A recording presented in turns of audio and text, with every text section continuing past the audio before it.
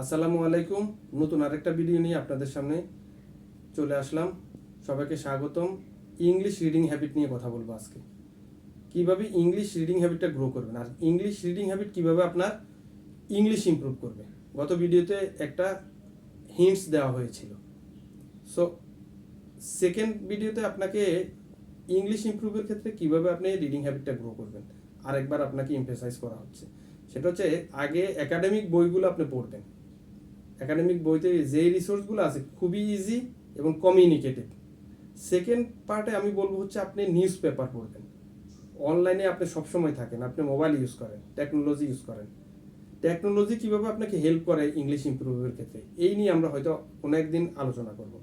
আজকে আলোচনা করব নিউজ পেপার কীভাবে আপনাকে হেল্প করবে ইংলিশ ইমপ্রুভের ক্ষেত্রে। ধরেন আপনি ডেইলি স্টার পড়লেন, বিজনেস স্ট্যান্ডার্ড পড়লেন, আপনি ফিনান্সিয়াল এক্সপ্রেস পড়লেন। এখানে আপনি ছোট ছোট কন্টেন্টগুলো পড়বেন, বাংলাদেশ নিউজ। এই নিউজগুলো পড়ে আপনি ইনফরমেশান গেদার করতে পারবেন। সেই ইনফরমেশানগুলোই হচ্ছে আপনি আপনার স্পিকিং অথবা রিডিং অথবা রাইটিং এই কাজে আপনি ইউজ করতে পারবেন। ধরেন আপনি স্পোর্টস সম্পর্কে আপনার কোনো ধারণা নেই, অথবা আপনার ক্লাইমেট চেঞ্জ সম্পর্কে আপনার কোনো ধারণা নেই, আপনি হচ্ছে অর্থনীতির ছাত্র। সেক্ষেত্রে আপনি যদি নিউজ পেপার পড়েন তাহলে আপনি রিসোর্স গেদার করতে পারবেন। এই রিসোর্স কিন্তু আপনার স্পিকিং অথবা রাইটিংয়ে আপনার কাজে লাগবে।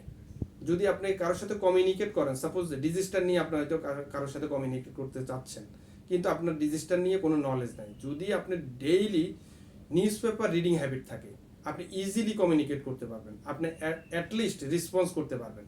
সো আপনি ডেইলি নিউজ পেপার পড়বেন। আমি সবসময় সাজেস্ট করি যে আপনি ডেইলি নিউজ পেপার পড়বেন। So daily news paper focus করবেন, প্রতিদিন ডেইলি নিউজ পেপার পড়বেন এবং আপনি অনলাইনে প্রতিদিন 5 মিনিটস প্র্যাকটিস করবেন। নিউজ পেপার পড়ার প্র্যাকটিস আপনি বুঝেন অথবা না বুঝেন সেটা হচ্ছে পরে। যদি আপনি ডেইলি রিডিং করেন, হয়তো একটা সার্টেন টাইম শেষে আপনি বুঝতে পারবেন। যদি আপনি রিডিং হ্যাবিট না থাকে, আপনি হয়তো মনে করেন যে খুবই কঠিন, ইংলিশটা তো আমি বুঝি না।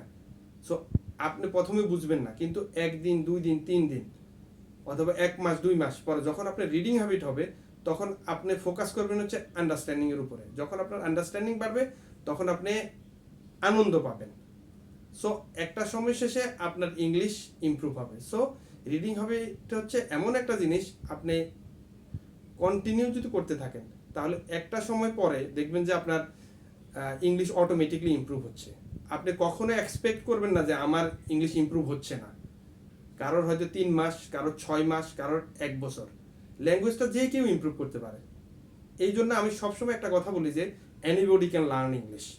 সো রিডিং হ্যাবিটটা গ্রো করেন, অটোমেটিকলি আপনি ইংলিশ ইমপ্রুভ করতে পারবেন। আর পাশাপাশি আপনি প্র্যাকটিস করবেন। দুটো জিনিস অ্যাট দ্য সেম টাইম যদি আপনি করতে পারেন, প্র্যাকটিস অ্যান্ড লার্নিং, এটাই হচ্ছে ইংলিশ লার্নিংয়ের মেন মটো।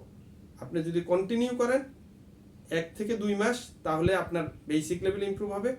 এরপরে আপনি মজা পাবেন, তখন আপনি ডেইলি আপনি পড়াশোনা করবেন। সো আমি মনে করি আপনি ডেইলি অ্যাটলিস্ট 5 মিনিটস রিডিং করেন। সো 5 মিনিটস রিডিংয়ের অবশ্যই আপনি হ্যাবিটটা গ্রো করতে হবে, কারণ হ্যাবিট গ্রো করা অত সহজ না। সো আজকের ভিডিও এখানে শেষ করলাম। ধন্যবাদ সকলকে।